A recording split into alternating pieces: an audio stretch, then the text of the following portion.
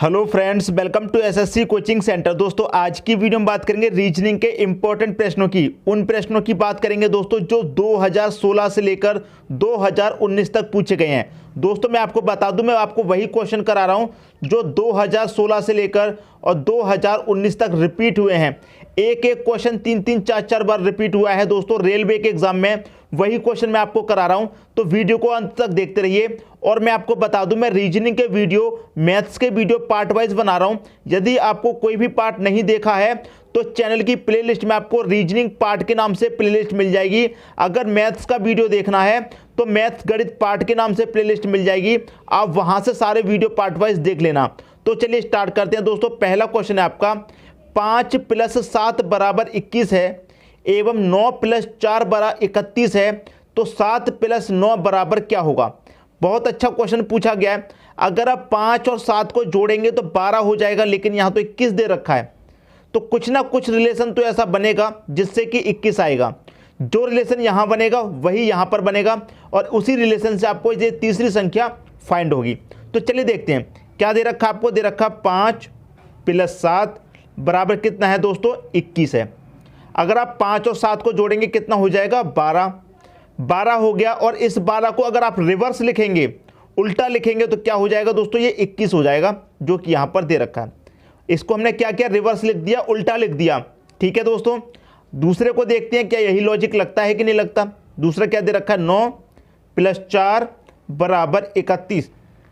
9 और 4 को जोड़ देंगे, 9 और 4 दोस्तों कितना होता है, 13। ठीक है दोस्तों, अगर मैं 13 को रिवर्स लिखूं, उल्टा लिखूं, तो ये क्या हो जाएगा, 3 पहले आ जाएगा, 1 बाद में आ जाएगा, तो 31 हो गया। और आपको यहाँ पर 31 ही तो दे रखा है। इसका मतलब हमारा जो लॉजिक है वो बिल्कुल सही है। दोनों में एक ही लॉजिक हमारा फिट हुआ, तो तीसरे में भी वही लॉजिक लगेगा। तो इसमें भी लगा करके देखिए, 7 + 9 बराबर क्वेश्चन मार्क। ठीक है, दोनों को जोड़ दीजिए, 7 और 9 कितना हो जाएगा दोस्तों, 7 और 9 हो जाएगा आपका 16। और 16 को क्या करना है, रिवर्स लिखना है, मतलब उल्टा। तो उल्टा लिखेंगे तो 6 पहले आ जाएगा और 1 बाद में हो जाएगा, तो ये क्या हो गया, 61। क्या 61 किसी ऑप्शन में है, तो दोस्तों पहले ही ऑप्शन में आपको 61 दे रखा है, तो यही हो जाएगा आपके क्वेश्चन का दोस्तों सही आंसर। उम्मीद करता हूं लॉजिक आपको बहुत अच्छे तरीके से समझ में आ गया होगा। ठीक है दोस्तों, अब देखेंगे अगला क्वेश्चन। अगला क्वेश्चन है आपका, एक लड़की ने एक लड़के का परिचय कराते हुए कहा कि यह मेरे चाचा के पिताजी के पुत्री का बेटा है, लड़की का लड़के से क्या संबंध है। बहुत अच्छा क्वेश्चन है दोस्तों, ब्लड रिलेशन चैप्टर से पूछा गया है। क्या कह रहा है, एक लड़की ने एक लड़के का परिचय कराते हुए कहा कि यह मेरे चाचा। ठीक है दोस्तों, ये हो गई लड़की, ये लड़की परिचय करा रही है। ठीक है, क्या कहती है लड़की कि यह मेरे चाचा, तो लड़की के ये कौन हो गए दोस्तों, चाचा। यह मेरे चाचा के पिताजी, तो चाचा के भी कौन है दोस्तों, एक पिताजी हैं। ठीक है, चाचा के पिताजी, यहाँ तक बात क्लियर है। चाचा के पिताजी के पुत्री का, तो चाचा के जो पिताजी हैं उनकी पुत्री है एक। ठीक है, उनकी पुत्री, तो पिताजी का एक पुत्र है और पिताजी की एक पुत्री है, तो ये दोनों कौन हुए दोस्तों, भाई बहन हुए कि नहीं हो आपस में। ठीक है, पुत्री का बेटा है, मतलब इनकी पुत्री का बेटा है, तो बेटा कहाँ आएगा दोस्तों, बेटा नीचे आएगा। इनका बेटा है, क्लियर है दोस्तों, इनका कौन है, बेटा है। लड़की का लड़के से क्या संबंध है दोस्तों, ये दोनों कौन है, भाई बहन हुए, क्योंकि लड़की के चाचा के पिताजी की पुत्री, तो इनके पिता हो गए ये और इनके भी पिता हो गए ये, इन दोनों के ये पिता हैं, ये दोनों कौन हुए दोस्तों, भाई बहन हुए। ठीक है, और जो लड़की के चाचा हैं उनकी बहन कौन लगी, लड़की की कौन लगेंगी दोस्तों, बुआ लगेंगी। ठीक है, तो बुआ का लड़का हुआ, लड़की की बुआ का लड़का कौन लगेगा दोस्तों, लड़की की बुआ का लड़का कौन लगेगा, इनका बेटा कौन लगेगा, भाई लगेगा कि नहीं लगेगा, लगेगा कि नहीं लगेगा। तो लड़की का लड़का कौन लगेगा, लड़की का उस लड़के से दोस्तों क्या रिलेशन होगा, भाई का रिलेशन होगा। तो पहला ऑप्शन हो जाएगा आपके क्वेश्चन का दोस्तों सही आंसर। उम्मीद करता हूं ब्लड रिलेशन आपका कभी गलत नहीं होगा अगर आप तरीके से सॉल्व करेंगे। क्लियर दोस्तों, अगर आप छोटी कैटेगरी में हैं, समझना दोस्तों क्वेश्चन को, एक होती है दोस्तों बच्चा कैटेगरी। ठीक है, एक बच्चे के ऊपर होती है दोस्तों उनकी माता पिता कैटेगरी। ठीक है, माता पिता कैटेगरी। और माता पिता कैटेगरी में दोस्तों कौन कौन आते हैं, मामा, मामी, बुआ, फूफा, ये इसी कैटेगरी के ऊपर होते हैं, ठीक है। और इसके ऊपर एक और कैटेगरी होती है दादा, दादी, नाना, नानी, एक और कैटेगरी होती है। 3 कैटेगरी होती हैं। तो आपको क्या करना है, अपने आप को बच्चा कैटेगरी में रखना है सबसे फर्स्ट में। उससे ऊपर जाएंगे तो ये 2 नंबर कैटेगरी आ जाएगी, आपसे ऊपर वाली पीढ़ी।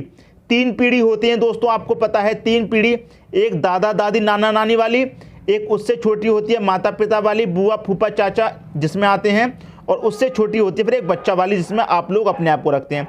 तो ये होती है दोस्तों तीसरी पीढ़ी। तो ये 3 पीढ़ी होती हैं। आपको हमेशा याद रखना, अपने आप को बच्चा मान करके सॉल्व करेंगे, अपने ऊपर माता पिता को जाएंगे, क्लियर है, और माता पिता के नीचे आएगा तो बच्चा आएगा। उम्मीद करता हूं अगर आपने ये कंसेप्ट समझ लिया तो ब्लड रिलेशन का क्वेश्चन आपका कभी भी गलत नहीं होगा। क्लियर है दोस्तों, समझ में आ गई बात। अब देखेंगे अगला क्वेश्चन। अगला क्वेश्चन है आपका, दिए गए विकल्पों में से विषम शब्द को चुनिए। देखिए दोस्तों, ये वाला क्वेश्चन 4 बार आया है एग्जाम में, 4 बार इस क्वेश्चन की अगर मैं बात करूं, और सबसे ज्यादा स्टूडेंट इसमें गलती करता है। मैं बताता हूं क्या गलती करता है। देखिए क्या कह रहा है क्वेश्चन में, दिए गए विकल्पों में से विषम को चुनिए। हमें विषम चुनना है जो इन चारों में सबसे अलग होगा। कछुआ, बत्तख, व्हेल, व्हेल एक मछली होती है दोस्तों आपको पता है, और कौवा। तो सभी क्या करते हैं दोस्तों, देखिए कछुआ पानी में रह सकता है, बत्तख भी पानी में रहती है, और आपका व्हेल मछली वो भी पानी में रहती है, लेकिन कौवा पानी में आपका नहीं रहता। तो ये विषम हो गया। और इस पर क्या करते हैं दोस्तों, सही आंसर लगा देते हैं, सही आंसर लगा देते हैं, क्योंकि कछुआ भी पानी में रह लेता है, बत्तख भी पानी में, और मछली भी पानी में। तो ये तीनों पानी में रहने वाले जानवर हो गए, और ये कौवा पानी में नहीं रहता, तो ये विषम हो गया। इसको सही कर देते हैं, लेकिन आपके तरीके से ये सही है, लेकिन रेलवे ने इसको सही नहीं माना है। 4 बार एग्जाम में आया है, रेलवे ने इसको सही नहीं माना है। अगर आप कौवे को आंसर करते हैं तो ये गलत हो जाएगा। क्यों गलत हो जाएगा, मैं रेलवे के अनुसार बता रहा हूं। उसने इसका आंसर क्या रखा हुआ है, इस क्वेश्चन का आंसर वो किस तरह से है मैं आपको बताता हूं। कछुआ, बत्तख और कौवा, इन तीनों में क्या फर्क है। आपकी जो व्हेल मछली है, यहां पर मैं लिख देता हूं, आपकी जो व्हेल मछली है वो एक स्तनपायी जीव है। समझना, आपकी जो व्हेल मछली है वो एक स्तनपायी जीव है, स्तनपायी जीव है। और जबकि कछुआ, बत्तख और कौवा ये आपके स्तनपायी जीव नहीं है, व्हेल मछली आपकी स्तनपायी जीव है। तो इस क्वेश्चन का जो सही आंसर है वो है सी ऑप्शन, व्हेल मछली। क्लियर दोस्तों, अगर आप जल्दी जल्दी में कौवा कर देंगे तो गलत हो जाएगा, इसीलिए आपको बता रहा हूं अच्छे तरीके से। व्हेल एक स्तनपायी जीव है, इन चारों में व्हेल सबसे विषम हो जाएगा, क्योंकि कछुआ, बत्तख और कौवा ये स्तनपायी नहीं है, व्हेल मछली स्तनपायी जीव है। क्लियर दोस्तों, अब आपका आंसर क्या हो जाएगा, व्हेल। उम्मीद करता हूं सभी को अच्छे से समझ में आ गया होगा। अब देखते हैं अगला क्वेश्चन। अगला क्वेश्चन है, दी गई श्रृंखला में गलत संख्या ज्ञात करें। दोस्तों एक श्रृंखला दी गई है, इसमें गलत संख्या हमें पता लगानी है, वो हमें पता लगानी है क्या होगी, ठीक है। तो 8, 14, 26, 48, 98, 194, 386 में क्या पता लगा सकते हैं कौन सी गलत है, नहीं पता लगा सकते। इसके लिए आपको कोई ना कोई लॉजिक पता करना होगा कि कौन सा लॉजिक लग रहा है, ठीक है। अगर देखिए मैं 8 से 14 की बात करूं, 8 से 14 की बात करूंगा, अगर मैं 8 का मल्टीप्लाई करूंगा दोस्तों, 8 का मल्टीप्लाई 2 से करूंगा 16 हो जाएगा, और -2 कर दूंगा तो 14 मिलेगा। तो मल्टीप्लाई 2 -2 हो रहा है।